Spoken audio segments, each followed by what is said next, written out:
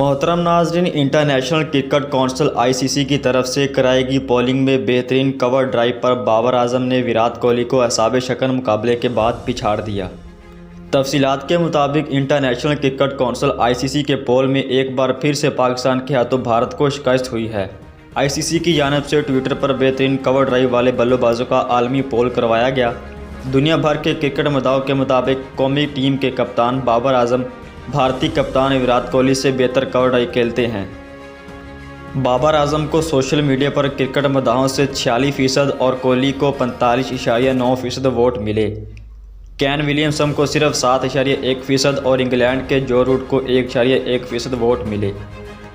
पोल में दुनिया भर से 2,60,000 से ज़्यादा अफराद ने हिस्सा लिया और बाबर आजम फातेह ठहरे। ख्याल रहे कि इससे कबल बेहतरीन कप्तान के मुकाबले में भी इमरान खान को कोहली से ज़्यादा वोट्स मिले थे।